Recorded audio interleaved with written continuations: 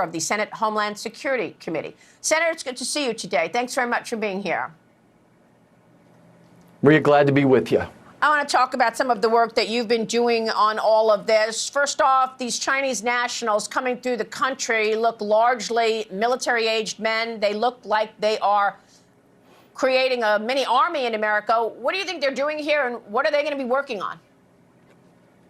Yeah, well, Maria, we've done some human trafficking roundtables in Kansas over the last 2 weeks, and we're seeing an explosion of human trafficking. And what your listeners need to understand is that the Chinese Triad, which is an organized crime unit, a multinational, been around for hundreds of years, is behind this. And wherever you're seeing fentanyl trafficking, you're going to see human trafficking explode as well. And this actually goes back, as I try to understand who this Chinese Triad is, it goes back to Chairman Mao when he had CCP labs starting making methamphetamine precursors. Now they're making fentanyl precursors. This Chinese mafia, the Triad, smuggles it to Mexico, and then they hand that over to the cartel, and into the United States it comes.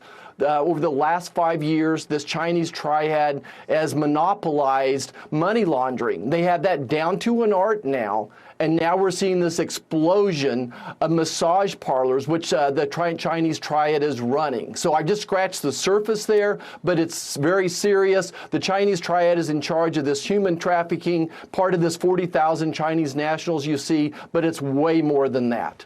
So we talked before today, and you told me that within the next 2 years, we're going to be talking more about human trafficking, or just as much as we talk about fentanyl. Tell me about these massage parlors, because you've seen a number of massage parlors, new businesses spike in just your state of Kansas. What are you seeing? Right. So we have more massage parlors than we do Starbucks now in Kansas. And certainly I think that can be said in most every state.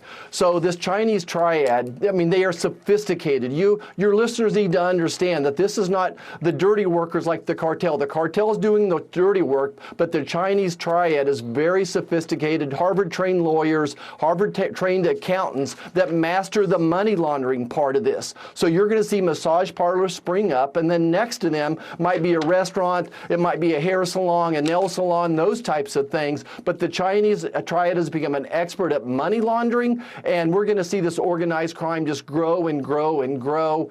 They're smuggling people from China to Turkey. They're called snakeheads. Within the Triad is something called the snakeheads. Think of them as like coyotes, very purposeful, and like Secretary Pompeo said, no one goes in or out of China without the CCP knowing this.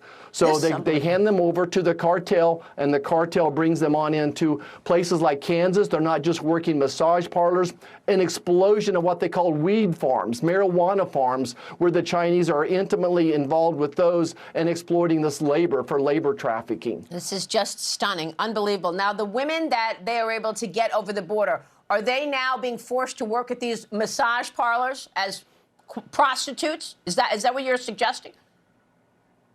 Yeah, exactly. It's interesting. As these snakeheads bring them across into Colombia, actually, they sneak them across the Darien Strait. And by the time they get to Panama, women as well as men are exhausted. They're willing to sell their soul to finish this journey. And that's when the snakeheads say, we'll get you the rest of the way, but this is what you have to do. Not only have they been raped and pillaged the entire trip so far, they're being told you have to sell yourself into bondage, into sex slavery. We're going to put you up at these massage parlors. The men, they're taken to these weed factories, like weed farms, like I described earlier. I suppose some of these Chinese nationals will be running this ring as well.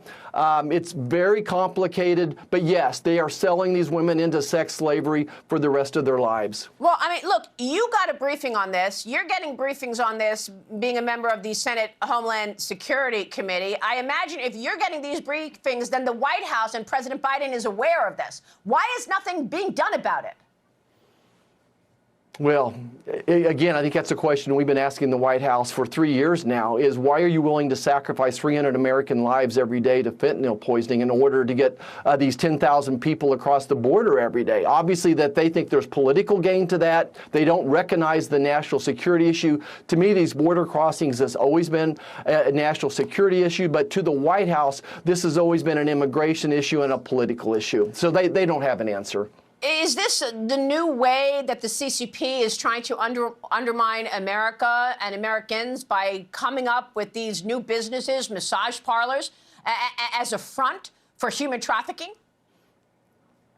Right. So, again, Americans, we're so naive, we assume the best of people. But there is no line between illegal and legal activities by the Chinese triad. That they're, to them, they see nothing wrong with this. This is business to them. This is like American Kansas farmers growing wheat and selling it across the country as well. So to China, they're just exporting a human resource here. They're exporting the fentanyl. This is just another crop to the CCP. And again, it goes back to Chairman Mao trying to undermine America, the Opium War, revenge. This is the next chapter. So in China, you see their economy faltering, failing, propped up by the CCP. So this is their next economy. This money laundering is going to be so important that we get on top of that. I'm telling you that they're able to, we'll have an exporter, a Chinese national, exporting dollars to China, and they'll send back about, 1 cent on the dollar in exchange for that. It's very complicated, but it's the money laundering is the key to this. So we need the FBI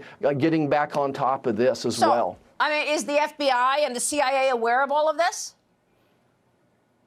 Maria, I have no idea. To be honest, I have not been briefed. Well, DHS has not briefed us on this. So this is from my sheriff's officers. This is from the local Kansas Bureau of Investigation. That's where I'm getting my information. Okay. But our Homeland Security Committee, not so much.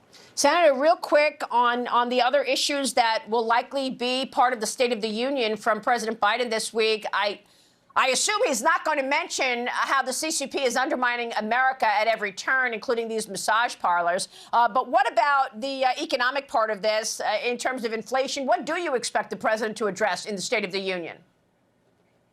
Well, I think this will be the president's blame game. He's going to blame Republicans for everything. He's going to blame Republicans for the stale economy, for inflation. He's going to blame the border crisis. So this will be the blame game. Joe Biden not willing to be accountable for any of his policies. I expect it to be a big nothing burger. I just expect him to sit there and blame Republicans. If only we would give him more money. If only we would change policy. But Americans are smarter than this. They know that come November that Joe Biden's got to go, that we need a new president in the White House.